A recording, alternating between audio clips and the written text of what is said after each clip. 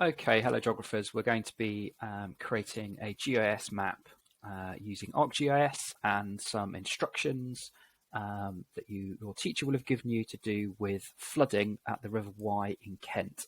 So hopefully you should have logged into ArcGIS and you should see a screen similar to this. So the first thing that I'm going to do is in the top left-hand side, there's an add button. Okay, if it's not there, if it looks like that, just click add right at the top and then add layer from file. Okay, if that button is there, click the drop down box, add layer from file. Either way is fine. And then your teacher should have given you a zipped file already and you need to select it from your device. So you've probably downloaded this already. Leave it zipped, don't unzip it because that contains our flood data. So the next screen, I don't need to do anything here, just click next and then create and add to map. You don't need to change the name, just leave the name as it is, create and add to map. And then this might take 15 seconds, 20 seconds or so to add to your map, depending on the computer speed, how much data you're adding, the network. So we'll just give it a few moments and that will put flood data onto our map. Okay, now we can't see, there we go, perfect. So this is the data added around Ashford, which is in Kent. If I zoom out a little bit, you can see we're right down in the southeast corner here of the UK and we're around Ashford.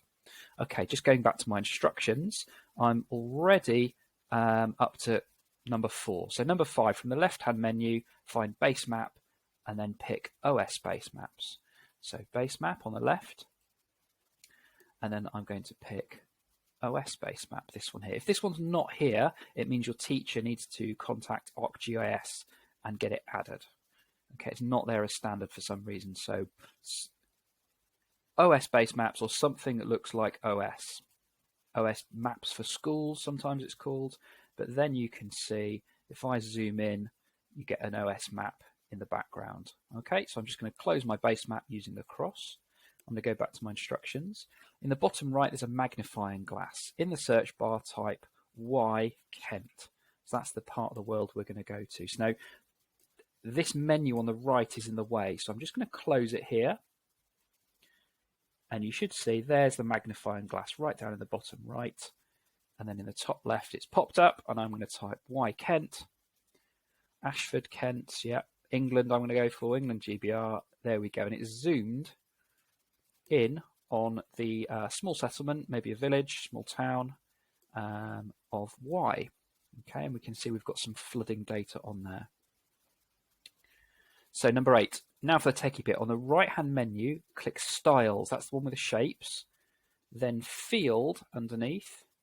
And then select Prob 4 Band. So step 1, step 2, and then step 3, and then add. Okay, and now we're going to add some data. This is basically where the river is. Okay, so in the right, I'm going to go to Styles, and then I'm going to click Field, Prob 4 Band, Add.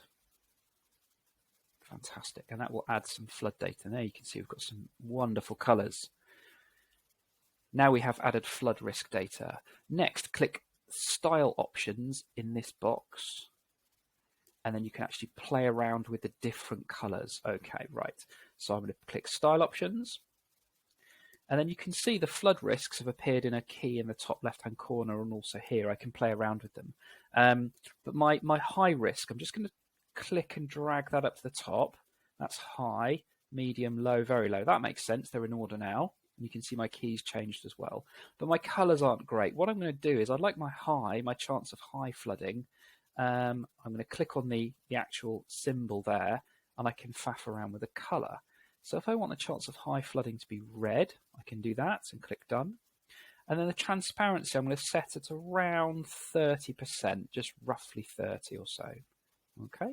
I'm then going to go to... let me just change that to a proper red, a real deep red. There we go, that's better. Okay, my medium, I'm then going to come down to, let's go for sort of like an orangey colour for medium, shall we?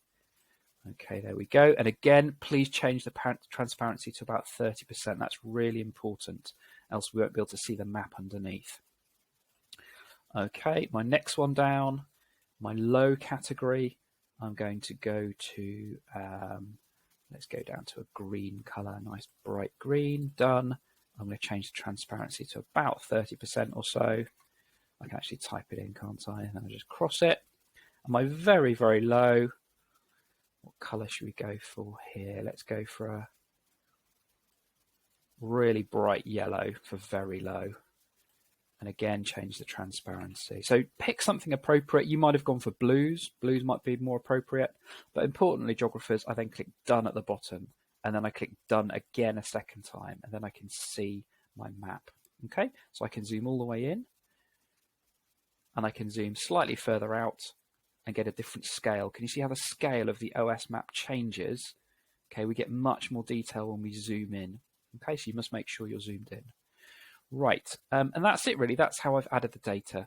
Well done. Now we can start investigating the flood data. Good GIS skills.